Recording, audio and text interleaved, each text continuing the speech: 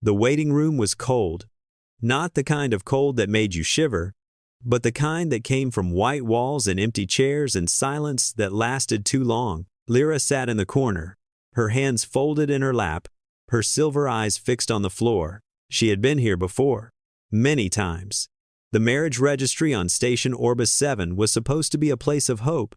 Couples came here to sign papers and start new lives together. She watched them now, walking past her, holding hands, laughing quietly. A tall Krellian male with his forearms wrapped around a small Fenari female.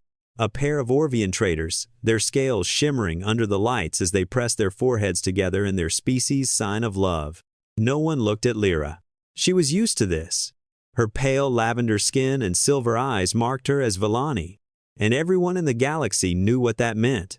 The Villani could feel emotions. They could sense what you were really thinking, what you were really feeling, even when you tried to hide it. Most species found this uncomfortable. Some found it terrifying. Who wants a wife that knows when you're lying? She had heard someone say once, and the words had stayed with her like a scar. The door to the registry office opened, and a Krellian official stepped out. He was large and gray, with 4 arms and small black eyes that held no warmth. He looked down at a screen in his lower hands. "Lyra of Villani," he called. She stood up quickly, her heart beating fast with hope she knew she should not feel. Maybe this time. Maybe someone had finally shown interest. Maybe someone had read her application and seen past her species. She walked into the office and sat across from the official. He did not offer her water or a kind word. He simply looked at his screen and spoke in a flat voice. "Your application has been in our system for 3 years now," he said. "I have reviewed it again today, as required by regulation. There have been no expressions of interest." Lyra felt the words hit her chest like stones. She had expected this. She had told herself not to hope. But hope was a stubborn thing, and it hurt every time it died. "None at all?" she asked, her voice small. "None." The official did not look up. "I must inform you that your temporary visa expires in 10 days. Without a bonded partner from an established Galactic Union species, you cannot apply for residential status. You will need to make other arrangements." Other arrangements. She knew what that meant. Labor contracts on mining colonies. Dangerous work on distant moons where no one cared if you lived or died. It was the only option for refugees without status, without protection, without someone to claim them. "I understand," Lyra said. She stood up slowly, her legs feeling weak. "Thank you for your time." The official said nothing as she left. Lyra walked through the station's lower markets, her arms wrapped around herself.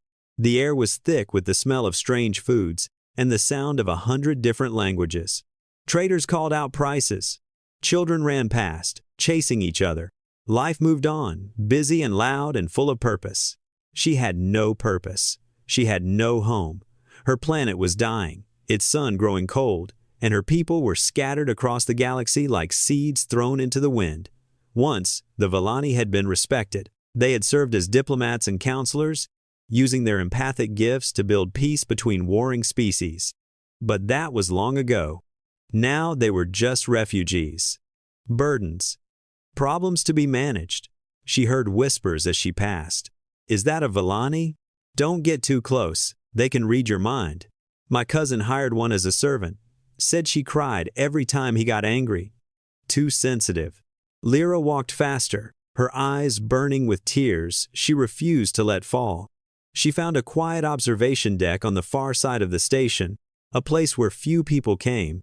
The walls were made of glass, and beyond them lay the endless black of space, scattered with stars like drops of light.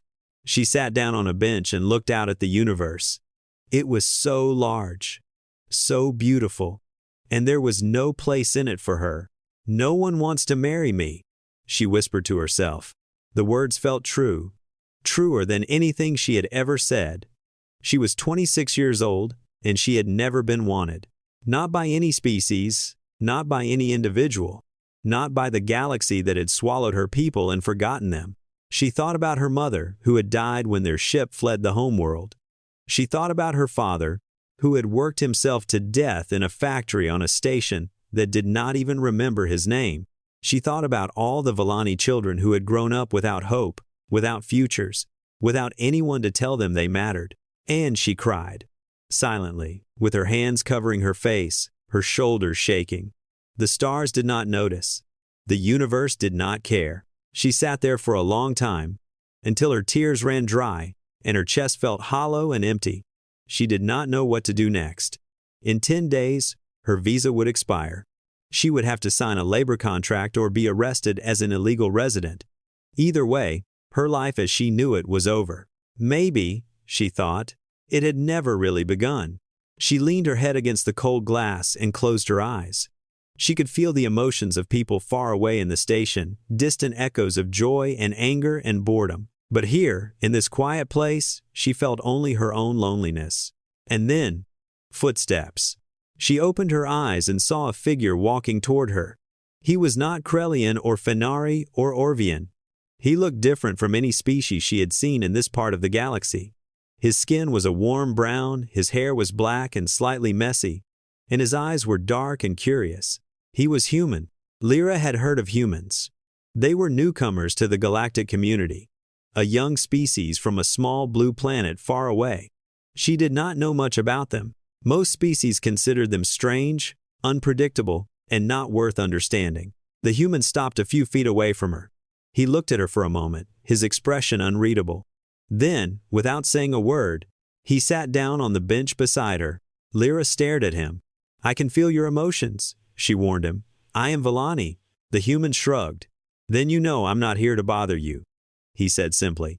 And for the first time in a very long time, Lyra did not know what to say. The human sat beside her like it was the most normal thing in the world. He did not move away when she told him she could feel his emotions. He did not look at her with fear or disgust. He simply sat there, looking out at the stars, as if he had all the time in the universe. Lyra did not understand him. She reached out with her empathic senses, trying to read what he was feeling. Most species had emotions that were sharp and clear, like colors on a bright day. But this human was different. His emotions were warm and tangled, like a fire that burned in many directions at once. She felt curiosity, calmness, a strange kind of tiredness that was not physical but came from somewhere deeper inside him. And there was no fear, not even a little. "You are not afraid of me," she said. The human turned to look at her. Up close, she could see that his face was kind. Not handsome in the way that Krelian nobles were handsome, with their sharp features and cold eyes. His face was ordinary, but there was warmth in it. "Why would I be afraid?" he asked. "Because I can feel what you feel. Most species do not like that." He thought about this for a moment. Then he smiled, and his smile was like the sun breaking through clouds. "That sounds lonely," he said. "Knowing what everyone feels but having no one who wants to know what you feel." Lyra stared at him. In all her years of meeting other species, no one had ever said something like that to her. No one had ever thought about what it was like to be her. "What is your name?" she asked. "Kang Do-hyun," he said. "But you can call me Do-hyun. I'm a cargo pilot. My ship is at Dock 7. I am Lyra." "I know, I saw you at the registry office earlier." Her cheeks grew warm with embarrassment. She had not noticed him there. She had been too lost in her own sadness. "Were you there for the registry?" she asked. "No, I was walking past, looking for a food stall, but I saw you come out, and you looked." He paused, searching for the right word. "You look like someone who had just lost something important." She had lost something. She had lost hope. But she did not say this out loud. "Why did you follow me here?" she asked. Do-hyun shrugged. "I don't know. Maybe because you looked like you needed someone to sit with you. Maybe because I was curious about why a Villani was all alone on a station like this." "You know about my species?" "A little. I read about you in a book once. Your people were diplomats, right? Before the sun started dying." Lyra nodded slowly. She was surprised that a human knew even this much. Most species did not bother to learn about the Villani anymore. "We were," she said. "A long time ago." "What happened?" And so she told him. She told him about her homeworld, a beautiful planet of silver forests and purple seas. She told him about how the sun began to grow cold. Slowly at first, then faster and faster, until the crops died, and the oceans froze, and there was no choice but to leave. She told him about the ships that fled into the darkness, carrying millions of Villani who had nowhere to go. She told him about the Galactic Union, which promised to help but did not. The other species did not want Villani refugees. They said the empaths were too sensitive, too strange, too much trouble. They closed their borders and turned away the ships. She told him about her parents, who had worked and struggled and died on stations that did not care about them. She told him about growing up alone, about learning that her gift was a curse, about spending years trying to find someone who would accept her. And she told him about the marriage registry, about how, in the Galactic Union, refugees could only gain status through bonding with an established species, about how she had applied again and again, and been rejected again and again, until she had almost given up. Do-hyun listened to all of this without interrupting. His emotions shifted as she spoke. She felt sadness, then anger, then something that surprised her most of all. He was angry for her. Not at her. For her. That's not right, he said when she finished. Making people beg for the right to exist. Making them marry strangers just to have a home. It is the way things are, Lyra said. It doesn't have to be. She looked at him, confused. What do you mean? He did not answer right away. Instead, he stood up and looked out at the stars for a long moment. Then he turned back to her. On Earth, we have a word called refugee, he said. It means someone who had to leave their home because it became dangerous. We have millions of refugees on our planet. Some of them fled wars. Some fled floods and fires. Some fled because their countries fell apart. And do you reject them? Lyra asked. Like the Galactic Union rejects us? Some do. Some are afraid of people who are different. But many of us welcome them. We believe that everyone deserves a home. That's what being human means, I think. We were all wanderers once. We know what it feels like to have nowhere to go. Lyra felt something stir in her chest. It was small and fragile, like a flower trying to grow in frozen ground. You are strange, she said. Do-hyun laughed. I hear that a lot. They sat together until the station lights dimmed for the night cycle. They talked about small things. His job as a cargo pilot. Her favorite foods from her homeworld. The different stars visible from the observation deck and which ones had planets worth visiting. When he finally stood up to leave, he paused and looked at her. Will you be here tomorrow? He asked. She nodded. Then I'll come back, he said. I want to hear more about those purple seas. And he walked away, leaving Lyra alone with the stars. But for the first time in a very long time, she did not feel quite so lonely. Do-hyun came back the next day, just as he promised.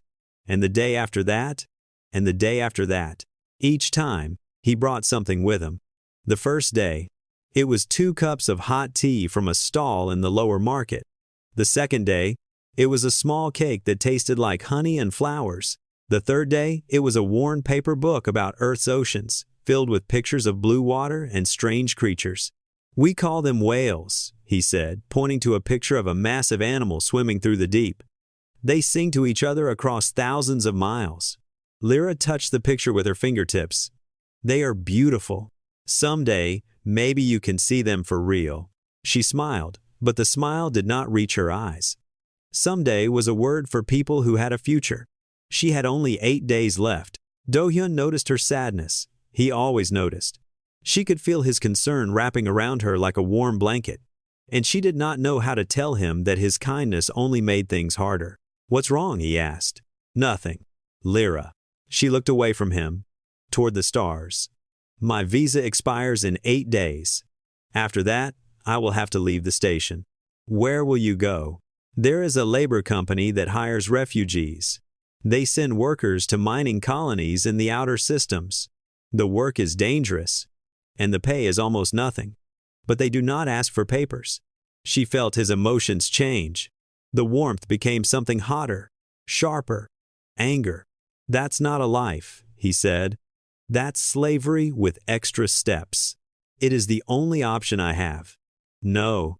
He shook his head. There has to be another way. But there was no other way. She had looked. She had begged. She had spent 3 years hoping for someone to want her, and no one did. The galaxy had made its decision about the Villani. And Lyra could not change it by wishing. She stood up from the bench. I should go, she said. The labor office closes early on rest days. If I am going to sign the contract, I should do it today. Wait. She stopped, but did not turn around. Just wait, Do-hyun said. Give me one more day. Please. She turned to look at him. His face was serious, his eyes full of something she could not name. He was not lying. She could feel that much. But she did not understand what he was thinking. Why? She asked. Because I need to think. There might be another option. But I need to be sure. What option? He shook his head. Just trust me. One more day. Can you do that? Lyra wanted to say no. She wanted to tell him that hope was cruel, that it hurt more than despair, that she could not survive having it taken away again. But when she looked into his eyes, she saw something that made her stop. He cared. He really, truly cared. Not because he had to, not because there was something in it for him, but simply because he had met her and decided that she mattered. One more day, she said. That night, Do-hyun did not sleep. He lay in his small cabin on the ship, staring at the ceiling, thinking about a girl with silver eyes who had no home. His co-pilot and best friend, Jinho, noticed something was wrong during their evening meal. You've been quiet, Jinho said, and you keep looking at your screen like you're searching for something. What's going on? Do-hyun hesitated. He and Jinho had been friends for 10 years, since they were young men working on fishing boats back on Earth. He trusted Jinho with his life, but what he was thinking was crazy, and he knew Jinho would tell him so. I met someone, Do-hyun said. Jinho raised an eyebrow. On this station? Is she a traitor? She's Villani. The silence that followed was long and heavy. Jinho put down his food and stared at him. The empaths? The refugees? Yes. Do-hyun, what are you thinking? And so Do-hyun told him everything. About Lyra, about her dying homeworld and her dead parents and her years of rejection, about the labor contract that was waiting for her like an open grave, about the way she smiled when she looked at pictures of whales, and the way her voice shook when she talked about hope. Jinho listened without speaking. When Do-hyun finished, he was quiet for a long time. You want to marry her, Jinho said. It was not a question. I want to give her a choice. A real choice. And what about you? What do you get out of this? Do-hyun thought about this. He thought about his life before he met Lyra. Flying cargo routes. Eating alone.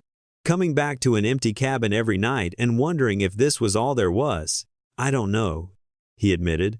Maybe nothing. Maybe everything. But I can't watch her walk into that labor office and do nothing. I can't be that person. Jinho sighed and rubbed his face with his hands. You're an idiot, he said. I know. The crew will think you're crazy. Probably. Jinho looked at him for a long moment. Then, slowly, he smiled. Your mother would be proud of you, he said. She was the same way, always picking up strays. The next morning, Do-hyun ran to the registry office. He found Lyra there, standing in line, her shoulders hunched with defeat. She was about to sign away her life to the mining company. She was about to disappear into the darkness between the stars, where no one would remember her name. He grabbed her hand. Wait, he said, breathing hard. Don't sign anything. She looked at him with wide eyes. Do-hyun, what are you doing? I have another option, for you, for both of us. What option? He took a deep breath. His heart was beating so fast he could feel it in his throat. Come home with me, he said. To Earth. Marry me. Not because you have to, but because it will keep you safe. We can figure out the rest later. But right now, today, I am asking you to trust me. Lyra stared at him. She reached out with her empathic senses, searching for lies, for hidden motives, for cruelty hiding behind kind words. She found none. All she found was stubborn, foolish, impossible kindness. The kind of kindness that asked for nothing in return. The kind of kindness that only humans seem to have. Yes, she whispered. Yes, I will come home with you. Lyra learned this on her first day aboard when Do-hyun showed her around the small cargo vessel. It was not beautiful. The walls were scratched and worn. The lights flickered sometimes. and there was a strange smell in the air that Do-hyun said came from the engine. But to Lyra, it was the most wonderful place she had ever seen. It was taking her home. The crew was small. Just 4 people, including Do-hyun and Jin-ho. There was a quiet man named Tae-woo who worked on the engines and rarely spoke. And there was a young woman named Yoonji who handled communications and loved to talk about everything and nothing. They all stared at Lyra when she first came aboard. She could feel their emotions clearly. Surprise, confusion, worry. They did not know what to make of a Vellani woman on their ship, especially one who was supposedly going to marry their captain. Jin-ho was the first to speak. "So you're the reason Do-hyun hasn't slept in 3 days," he said. Lyra did not know how to answer. She felt small and out of place, like a bird that had accidentally flown into a room full of cats. "I am sorry," she said quietly. "I did not mean to cause trouble." Jin-ho looked at her for a long moment. Then his expression softened, and something like respect entered his eyes. "Don't apologize," he said. "Anyone who can make that stubborn fool run across a space station at full speed must be worth knowing." The journey to Earth would take 3 weeks. 3 weeks of traveling through the dark spaces between stars, with nothing to see but distant lights and nothing to do but wait. At first, Lyra kept to herself. Do-hyun had given her his cabin, and she spent most of her time there, sitting by the small window, watching the stars drift past. She was not used to being around so many humans. Their emotions were loud and constant, like music playing at full volume. They felt everything so strongly. Joy, frustration, boredom, love. It was overwhelming.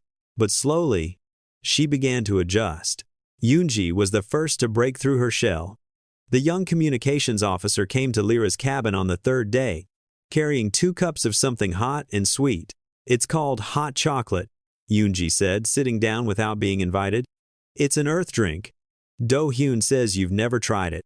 Lyra took the cup carefully. The smell was rich and warm, like nothing she had ever experienced. She took a small sip, and her eyes widened. "It's good," she said. Yoonji grinned. "Earth has a lot of good things. You're going to love it there."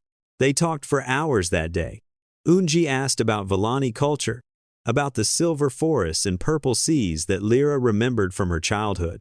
She asked about empathic abilities, about what it felt like to sense other people's emotions. "Doesn't it get tiring?" Yoonji asked. "Feeling what everyone feels all the time?" "Sometimes," Lyra admitted. "When I was young, I would cry whenever someone near me was sad. I could not separate their pain from my own." "What about now?" Lyra thought about this. "Now I have walls. I can choose how much to feel, but it is still hard, especially around species who feel very strongly." "Like humans?" Lyra nodded. "Humans feel more than any species I have ever met." "You are very loud." Yoonji laughed. "That's probably the nicest way anyone has ever described us." As the days passed, Lyra found herself spending more time with the crew. She helped Tae-woo in the engine room, handing him tools and listening to his quiet explanations of how the ship worked. She sat with Yoonji during long communication shifts, learning about Earth's languages and customs. She even played cards with Jin-ho, who complained loudly every time she won. "You can feel when I'm bluffing," he said. "That's cheating." "It is not cheating. It is using my natural abilities." "It's definitely cheating." But he was smiling when he said it, and Lyra smiled back. And then there was Do-hyun. He was different from the others. Quieter, more thoughtful. He did not push her to talk or try to fill every silence with words. He simply spent time with her, sitting beside her in the observation area, sharing meals in the small kitchen, telling her stories about his life on Earth. He told her about the sea, where he had grown up, about the boats his family had owned, and the fish they caught, and the storms that came in winter and painted the sky gray. He told her about his mother, who had died when he was young, and his father, who still lived in their old house by the water. He told her about his sister, Sujin, who was a doctor, and who sent him messages every week asking when he was coming home. "She's going to love you," Do-hyun said. "She's always wanted a sister." Lyra felt something warm bloom in her chest when he said this. Something that felt dangerously close to hope. She taught him things too. She taught him Vellani meditation, the art of quieting the mind until thoughts became still like water in a deep pool. She taught him how to breathe slowly, how to focus on one thing at a time, how to let go of worry and simply exist in the present moment. "I've never felt this calm before," Do-hyun said after one of their sessions. "It's like the noise in my head finally stopped." "The noise will return," Lyra said. "It always does. But now you know how to quiet it when you need to." One night, near the end of their journey, they sat together in the observation area, looking at the stars. Earth was close now, just a few days away. Lyra could see a faint blue dot in the distance, growing larger with each passing hour. "Are you scared?" Do-hyun asked. Lyra thought about the question. She was scared. Scared of a new planet, a new culture, a new life. Scared of hoping for something she had never had. Scared of trusting someone who might still leave. But when she looked at Do-hyun, when she felt his steady warmth beside her, the fear felt smaller than before. "Yes," she said. "But I am not alone. That makes it easier." Do-hyun nodded. "You won't be alone. Not anymore." And when Earth finally appeared through the window, blue and green and wrapped in clouds, Lyra let herself believe that he was telling the truth. That was the first thing Lyra noticed when she stepped off the small shuttle that had brought them down from orbit. The air was wet and cool, filled with the scent of growing things and distant water. It was nothing like the recycled air of space stations, nothing like the cold emptiness she had known for so long. It smelled like life. Do-hyun's home was in a coastal town, a small place where the land met the sea and the houses were old and weathered by salt and wind. Lyra stood at the edge of the road, looking at the ocean for the first time. It was endless. Gray and blue and green, stretching out to the horizon and beyond. Waves rolled toward the shore in slow, steady rhythms, and somewhere far away, birds called to each other in voices that sounded like songs. "The purple seas of Volani were beautiful," Lyra said softly. "But this is different." "This is home?" Do-hyun offered. She looked at him. "I do not know yet, but it could be." The house was small but warm. It had wooden floors that creaked when you walked, and windows that let in the morning light, and a kitchen that smelled like spices Lyra did not recognize. An old man sat in a chair by the window, his face lined with age and weather, his eyes the same dark color as Do-hyun's. "Father," Do-hyun said, "I brought someone." The old man looked at Lyra. She could feel his emotions clearly. Surprise, curiosity, and beneath it all, a deep and steady love for his son that had never wavered through all the years. "Of Volani," the old man said. His voice was rough, but not unkind. "I thought your kind were myths." "We are not myths," Lyra said. "We are just rare now." The old man nodded slowly. Then he smiled. And his smile was like Do-hyun's, full of unexpected warmth. "Well then, welcome to our home. Are you hungry?" And just like that, Lyra was part of the family. Do-hyun's sister arrived 2 days later. Soo-jin was small and fierce, with quick eyes and a laugh that filled every room. She was a doctor, working at a clinic in a nearby city, and she had taken time off specifically to meet her brother's new wife. "I can't believe he actually did it," Soo-jin said, hugging Lyra so tightly that she could barely breathe. "I told him for years to find someone, and he always said he was too busy. Then one day he sends me a message saying he's married to an alien. My brother. The most boring man in the galaxy." "I am not boring," Do-hyun said. "You spent 3 years reading the same book about engine repair. It was a good book." Soo-jin laughed and turned to Lyra. "Ignore him. Tell me everything about yourself. What's Volani food like? Do you dream in colors? Can you really feel what I'm feeling right now?" Lyra could feel what Soo-jin was feeling. Joy, excitement, a fierce protectiveness that was already extending to include Lyra as part of the family. It was overwhelming and wonderful at the same time. "I can feel it," Lyra said. "You are very happy to meet me." Soo-jin's eyes widened. "That's amazing. You have to come work at my clinic. We have patients who can't express what they're feeling. You could help them." And so, slowly, Lyra began to build a life. She learned Korean, one word at a time, stumbling over the unfamiliar sounds until they became natural. She learned to cook the dishes that Do-hyun's father loved, filling the kitchen with steam and spices. She walked on the beach every morning, watching the waves and feeling the sand between her toes, and she worked at Sujin's clinic. At first, the patients were afraid of her. They had never seen a Villani before, and the lavender skin and silver eyes made them nervous. But Lyra was patient. She sat with them, listened to them, and helped them understand feelings they had never been able to put into words. There was an old woman who had lost her husband and did not know how to grieve. Lyra sat with her for hours, feeling her sorrow, helping her understand that it was okay to be sad and okay to let go. There was a young man who felt angry all the time and did not know why. Lyra helped him see that the anger was hiding something deeper: fear, loneliness, a desperate need to be loved. There was a child who never spoke, not because she could not, but because the world felt too big and too loud. Lyra understood this perfectly. She taught the child the same meditation she had taught Do-hun, and slowly, the child began to find her voice. But not everyone welcomed Lyra. Some of the neighbors whispered when she walked past. Some of the officials at the government office looked at her papers with suspicious eyes. And there were stories on the news about human-alien marriages, and whether they were real, and whether they should be allowed. One night, Lyra heard the whispers clearly. "She's probably just using him," a woman said. "These aliens come here, marry our men, and take everything they can." Lyra felt the words like knives. She walked home with her head down, trying not to cry. Do-hyun found her sitting by the window, looking out at the sea. "I heard what happened," he said. He sat down beside her, close enough that she could feel his warmth. "I'm sorry." "Maybe they are right," Lyra said. "Maybe I am just causing trouble for you, for your family. I should not have come." Do-hyun took her hand. His grip was gentle but firm. "No," he said. "You're wrong. You belong here.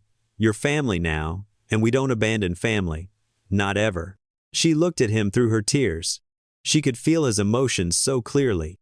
Anger at the people who had hurt her. Sadness that she was in pain. And something else. Something deep and steady and true. Love. Not the love she had hoped for in secret. Not the love that burned hot and fast. But something quieter. Something that had been growing slowly, day by day, like a tree putting down roots. He loved her. He might not know it yet. He might not be ready to say it. But she could feel it, as clear as the sound of the waves. And for the first time since she had lost her homeworld, Lyra allowed herself to hope that she had found a new one. Lyra was at the clinic when the message came. A formal notification from the Galactic Union, written in words that felt like ice. Her marriage was under investigation. She was required to appear for questioning. Failure to comply would result in immediate deportation. Her hands shook as she read the words. Do-hun found her in the back room of the clinic, sitting on a small chair with the message in her lap. He did not need her empathic abilities to know something was wrong. It was written on her face, in the way her shoulders curved inward, in the silver tears that ran down her lavender cheeks. "What happened?" he asked. She showed him the message. He read it once, then again, his jaw tightening with each word. She felt his emotions shift from confusion to understanding to a hot, burning anger. "They can't do this," he said. "We're married. It's legal. They can do whatever they want," Lyra said. Her voice was hollow. "The Galactic Union has authority over all refugee matters. If they decide our marriage is fraudulent, they can take me back. Then we'll prove it's not fraudulent." Lyra looked at him. Her heart was breaking, and she could not hide it. "Can we?" she asked. "We married so that I could stay on Earth. That was the reason, they will ask, and we cannot lie." Do-hyun was silent. She felt him wrestling with something, struggling to find words that would not come. "The reason we started doesn't matter," he finally said. "What matters is what we have now." But Lyra was not sure anymore. She was not sure of anything. The hearing was held in a government building in the city, a cold place with gray walls and bright lights that hurt her eyes. The inspector was a Phaneri, small and sharp-featured, with eyes like black stones. He looked at Lyra the way a scientist looks at an insect under glass. "You are Lyra of Villani," he said. It was not a question. "Yes." "And you married a human citizen named Kang Do-hyun 7 months ago." "Yes." The inspector looked at his screen, scrolling through information that Lyra could not see. Our records show that you applied to the marriage registry on Station Orbis 7 for 3 consecutive years. You received no expressions of interest from any established species. Then, suddenly, you met a human and were married within 2 days. He looked up at her. You understand how this appears? Lyra said nothing. There was nothing to say that would make it better. I will ask you directly, the inspector said. Was your marriage arranged for the purpose of obtaining residential status on Earth? The question hung in the air like a knife. Lyra thought about lying. She thought about saying that she had fallen in love with Do-hyun at first sight, that their marriage was a passionate romance, that there was nothing calculated about it. But she was Villani. She could feel her own emotions as clearly as anyone else's. And lying felt wrong in a way she could not explain. And beyond that, if she lied and was caught, Do-hyun would pay the price. He could be arrested. He could lose his ship, his license, his freedom. She could not let that happen to him, not after everything he had done for her. She opened her mouth to confess. The door burst open. Do-hyun stood in the doorway, breathing hard, his dark eyes blazing with fury. Behind him, Soo-jin was trying to hold him back. But he shook her off and walked into the room like a storm. You can't question her alone, he said. I have a right to be here. The inspector looked at him with cold displeasure. This is a private hearing. You were not summoned. She's my wife. I'm summoning myself. He walked to Lyra's side and stood there, solid as a rock, radiating protective anger so strong that even the Fenari inspector seemed to feel it. Ask me your questions, Do-hyun said. Go ahead. Ask me why I married her. The inspector's eyes narrowed. Very well. Why did you marry this Villani refugee? Do-hyun took a deep breath. Lyra felt his emotions churning beneath the surface. Fear and love and determination all tangled together. Because I couldn't imagine my life without her in it, he said. The words hit Lyra like a wave. She stared at him, searching his feelings for any hint of deception, any sign that he was performing for the inspector. There was none. Every word was true. I met Lyra on an observation deck, Do-hyun continued. She was crying, and I sat down next to her, and we talked. She told me about her homeworld and her parents and everything she had lost. And I thought, this person deserves a chance. This person deserves to be happy. He turned to look at Lyra, and his eyes were soft. At first, yes, I married her to help her, to give her papers, to keep her safe. But somewhere along the way, it became real. She taught me how to be still. She taught me how to listen. She taught me that the universe is bigger than my little ship and my little life, and that some things are worth fighting for. He looked back at the inspector. You can write whatever you want in your report. You can call it fraud if that makes you feel powerful. But I love my wife, and I will not let you take her away from me. The room was silent. The inspector stared at Do-hyun for a long moment. Then he looked down at his screen, his expression unreadable. The door opened again, and Soo-jin walked in carrying a thick folder. Before you make your decision, she said, you might want to see these. She placed the folder on the table. Inside were letters, dozens of them, from the patients at the clinic, from the neighbors who had come to know Lyra, from the old fisherman who waved to her every morning, from the children who had learned to smile again because of her. Each letter said the same thing, in different words. Lyra belongs here. Lyra is one of us. Please do not take her away. The inspector read through the letters slowly. His expression did not change, but Lyra felt something shift in him, something that might have been doubt. Finally, he closed the folder. I will review the evidence, he said. You will receive my decision within the week. He stood up and walked out without another word. Lyra collapsed into Do-hyun's arms, shaking with relief and fear and something else she could not name. Did you mean it? She whispered. What you said? He held her tightly and did not let go. Every word. Lyra was in the garden behind the house, helping Do-hyun's father plant vegetables for the spring, when Soo-jin came running down the path. She was holding her communication device in one hand and waving with the other, her face bright with a smile that could have lit up the whole town. It's over, Soo-jin said, breathless.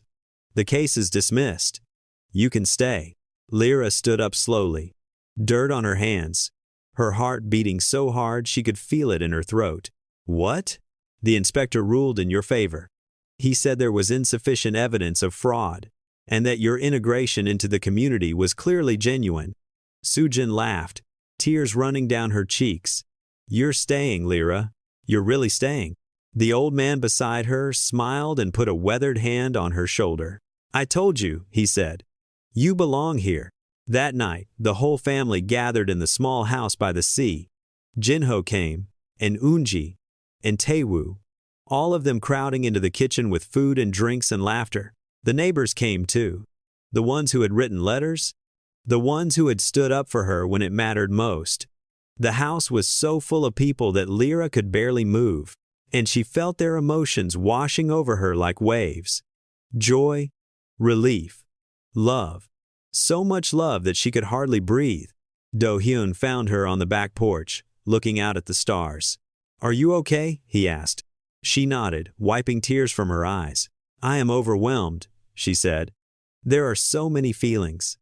I am not used to being surrounded by so much happiness. He sat down beside her, close enough that their shoulders touched. Get used to it, he said. This is your life now. She looked at him, at his kind face and gentle eyes, and felt the question rising in her chest. The question she had been afraid to ask for so long. Do-hyun, she said. What you said to the inspector? That you love me. Did you mean it? He was quiet for a moment. She felt his emotions shifting, deepening, settling into something clear and true. Yes, he said. I meant it. When did you know? He thought about this. I think I knew the first night, on the observation deck. When you warned me that you could feel my emotions, and I sat down anyway. Something in me recognized something in you. I just didn't have words for it yet. Lyra closed her eyes and let his feelings flow into her. Love, certainty, hope, all the things she had wanted for so long and never believed she could have. I love you too, she said. I have loved you since you brought me tea and a book about whales and asked for nothing in return. He took her hand, and they sat together in the quiet darkness, listening to the sound of the waves and the distant laughter from inside the house. Months passed. Spring came to the coastal town, and the flowers bloomed, and the sea turned from gray to blue. Lyra continued working at the clinic, helping patients find words for feelings they could not express. Do-hyun went back to flying cargo routes, but he always came home, and on the anniversary of their first meeting, he took her somewhere special. They flew back to Station Orbis 7. The observation deck looked the same as Lyra remembered it. White walls, cold light, the endless black of space beyond the glass. But this time, she was not crying. This time, she was holding Do-hyun's hand and smiling. Why are we here? She asked. Do-hyun reached into his pocket and pulled out a small box. Because this is where it started, he said, and I wanted to ask you something here. He opened the box. Inside was a ring, simple and silver, with a small blue stone that reminded Lyra of Earth's oceans. I know we're already married, he said. I know it's legal and official and all that, but I wanted to do this properly. Not for paperwork, not for visas, just because I love you, and I want you to know that I will never stop. Lyra felt tears running down her face. She reached out with her empathic senses, feeling his love wrap around her like a blanket, warm and safe and endless. Yes, she said. Yes, 1,000 times yes. He slipped the ring onto her finger, and she laughed through her tears. And he kissed her, and for a moment, the whole universe was quiet. And then she saw her. Across the observation deck, a young Vellani girl sat alone on a bench. She was small, maybe 14 or 15 years old, with lavender skin and silver eyes that were red from crying. She looked exactly like Lyra had looked 1 year ago on this same deck. Lyra walked over to her, leaving Do-hyun waiting by the window. Hello, she said, sitting down beside the girl. The girl looked up, startled. You are Vellani, she said. I am. But your clothes? You look different. You look like you belong somewhere. Lyra smiled. I do belong somewhere, now. The girl's eyes filled with fresh tears. No one wants me, she whispered. I have been in the registry for 2 years. No one will marry me. I have nowhere to go. Lyra took the girl's hand. I know, she said. I was you not so long ago. I sat in this exact spot and cried those same tears. I thought I would never be wanted. I thought the universe had no place for me. What changed? Lyra looked back at Do-hoon, who was watching them with gentle eyes. I met a human, she said, and I learned that there are people in this galaxy who do not care what the others think. They do not care about your species or your gifts or your past. They only care about who you are and who you can become. She squeezed the girl's hand. Do not give up, Lyra said. Somewhere out there are people who will see you. Really see you. They are called humans. And they have room in their hearts for everyone. The girl looked at her with something like hope in her silver eyes. Really? Lyra nodded. Really, I promise. She stood up and walked back to Do-hoon, taking his hand. Together, they walked toward the docks, toward the steady pine, toward home. Behind them, the young Villani girl watched them go. And for the first time in a very long time, she did not feel alone.